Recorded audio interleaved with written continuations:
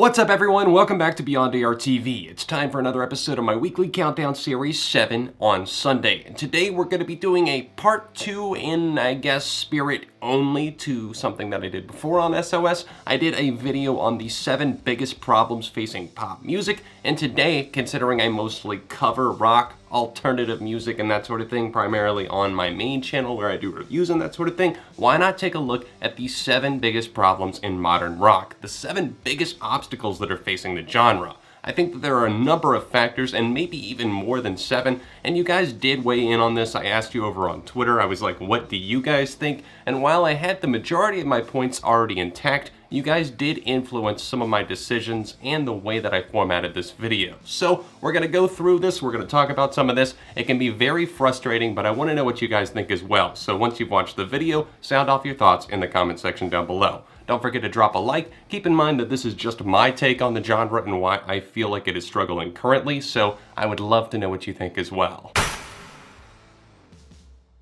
I do want to say before I start talking about my first point, these are in no particular order today. I don't want you to think that one problem I find to be bigger than the other or anything like that. They all add up to the greater not so good. Anyways, a lack of ingenuity and being stuck on the same idea is something that has greatly hurt the genre. If you look to mainstream rock, you're going to hear the same type of songs over and over and over again. And that might just be one thing, sure, but I think that it really has an effect on the way that people view the genre. If they turn on the radio and maybe they hear Sirius XM, Octane, or one of those other stations that just plays like locally or anything like that, they're going to turn that on and they might hear something like Seether, Papa Roach, Theory of a Dead Man, and they hear the same type of songs over and over, and they hear the same formula. And if people like myself do complain about hip-hop and that sort of thing being stale and repetitive, so is mainstream rock in a lot of ways. Sure, there are some good songs in there, and if you're a fan of that sound, then you're gonna get that kind of post-grungy, hard, rough around the edges feel that tries to incorporate maybe a little bit of other stuff here and there. Look at Theory of a Dead Man and what they were trying on their awful track Medicate, but really, all in all, you're gonna hear a lot of washed out sameness. And that definitely hurts the genre because when people think of rock, they think of the guitars and everything like that, so they're looking for something to see what the genre is doing, and if you check in on it, there's not much of a pulse there. There's obviously subgenres of rock music, like alternative, which has changed a lot in terms of its definition over the past few years. I mean, years ago, I don't think Imagine Dragons or Lord ever would have been considered alternative, but now that's what they're categorized as. And I think that those alternative genres are definitely doing something a little bit different, whether it be like indie pop, indie rock, indie and alternative, anything like that. They do have new things in there, but we'll get to more of that in just a minute. I think that overall, though, rock really is suffering from a lack of freshness. And then, when they do bring in something fresh, oftentimes we go into point number 2.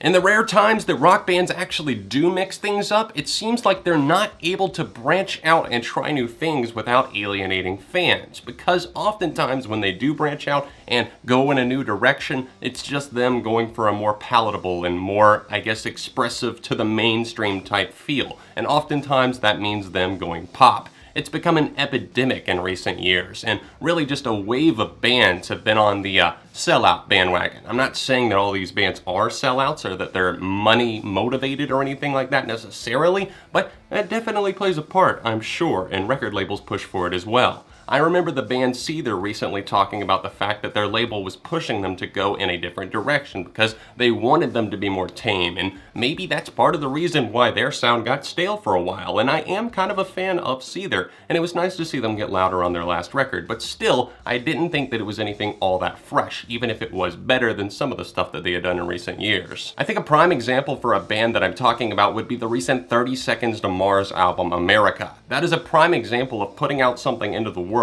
that is, yes, trying something new, but at the same time pretty much alienating, I would say, a good 80% of the fan base. There's been so much backlash due to the fact that guitars are pretty much stripped, and Tomo, the member of the band that plays the guitar, really didn't seem to have any parts, and in fact, he's not even touring with them in the future, supposedly to focus on family, but I think it's just because he doesn't really have a job currently. You can also look to bands like All Time Low, Panic at the Disco, Fall Out Boy, big bands in the genre that lots of kids and people in in general absolutely love and adore. And they are really taking the safe route here by stripping out a lot of the guitars, putting in programming, electronics, drum kits, and everything like that. You know, the programmed drums instead of everything actually feeling like it was raw in the studio and actually having some real energy and oomph to it. I think that when these bands change it up, they really need to get past the fact that we need to be like everybody else. You can still have rock in your veins or alternative in your veins and blood without having to go full on pop DNA.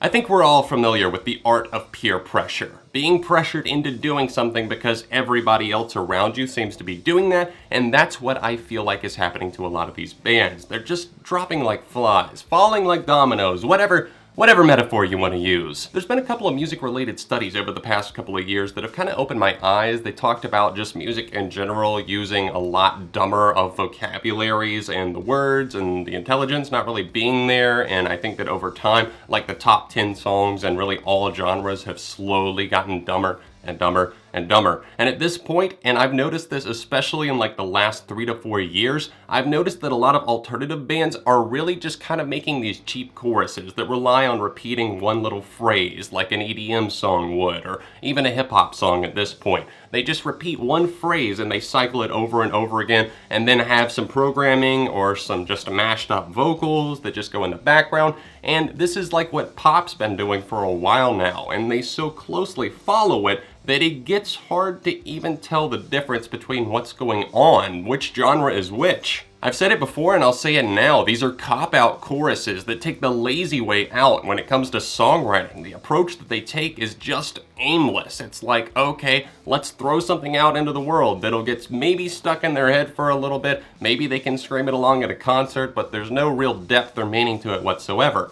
And it starts with the choruses, and then it starts to bleed into the verses as well, and everything just gets underwritten. There's no real grab or hook to the songs whatsoever. The charm is lost, and everything that you loved about the band in the first place starts to fade, and I feel like that's hurting so many rock bands.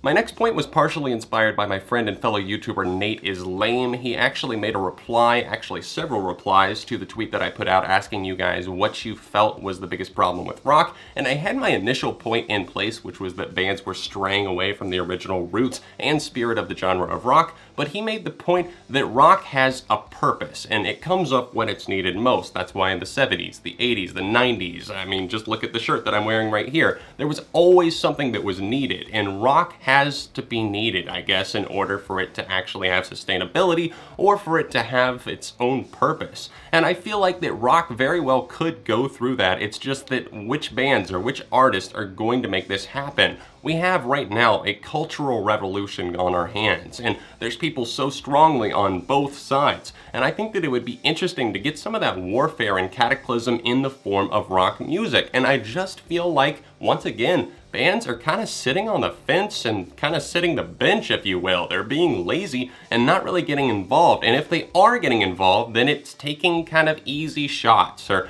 they're not really diving in and fleshing out what they mean, or I'm not truly feeling their sadness or their anger or their emotion. Of course, there are bands and artists out there that are doing it right and are doing it well, but they're not getting the mainstream attention that they deserve because people in general need to be made to care. And if we are not making them care, then I guess why should they? I mean, it sucks, but society can be very apathetic. And if there's not a reason for it to be needed, then why are they gonna need it? Let's give them a reason. Let's step up to the plate, rock bands. Let's do something big and important.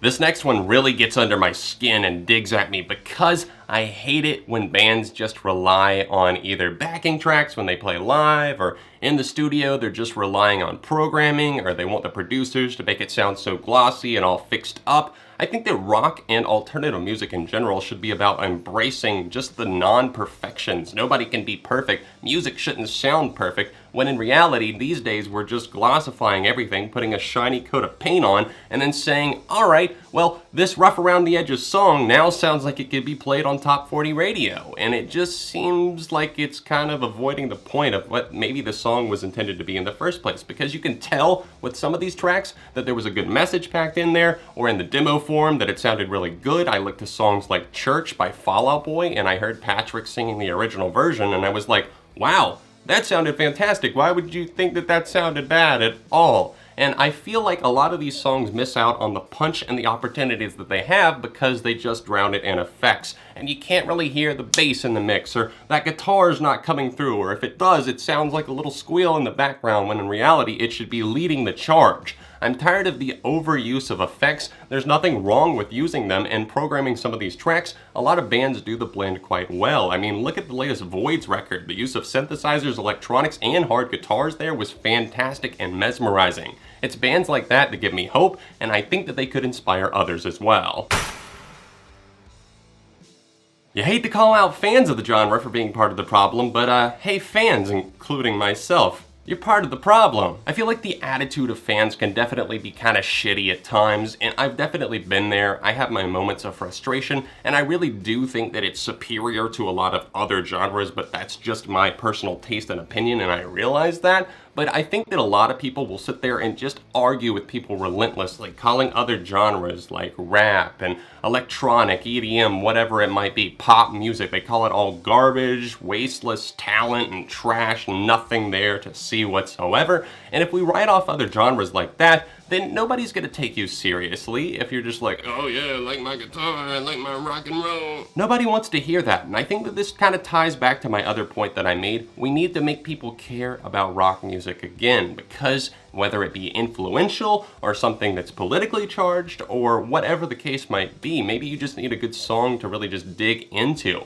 I don't think that other genres do that great of a job providing that, especially not what that's being fed to them in the mainstream. Rock music and alternative, emo, whatever it might be, there's a lot of layers to peel back there. And not that there's not in other genres, but I do feel like it deserves its share of the market. And more people need to be led to this music. And I think that if the fans had a better attitude overall and didn't just act so uppity, high horsey, whatever you want to say, then maybe more people would be like, okay, well, it's fans have a nice welcoming community, maybe I'll check this out.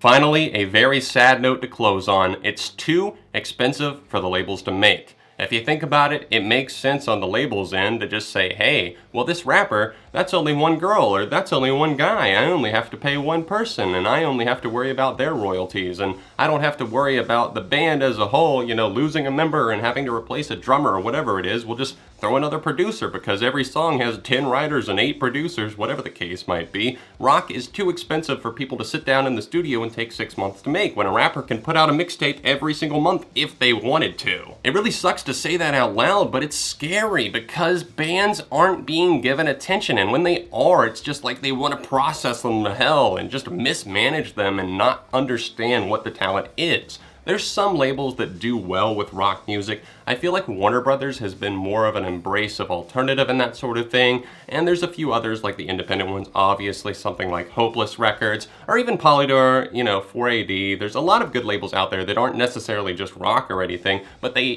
just let the artist and the band be themselves. I know that it's something that's weird to actually say and sit down and think about the fact that labels control all of these things, and it's not just the band making their own decisions about what they want to do. But especially this day and age, it can be very tough, and the fact is, the budgets just aren't there. Maybe they will be in the future because I think that streaming and the comeback of vinyl and some physical sales like other cassettes and stuff like that, they're coming back, so the music industry does have more money. I mean, that's gotta be the reason that Lil Pump got a $7 million record deal with Warner Brothers, right? Hopefully this means that labels, or just artists in general, due to the fact that their fans can contribute on, I don't know, Patreon, Kickstarter, Indiegogo, whatever, there's an ability to communicate with your fans, and if people actually really love it, then they can give you money, or they can help, or whatever the case is. I think that the future is definitely there for rock. We just have to take advantage of it, and I think that labels have to see that as well.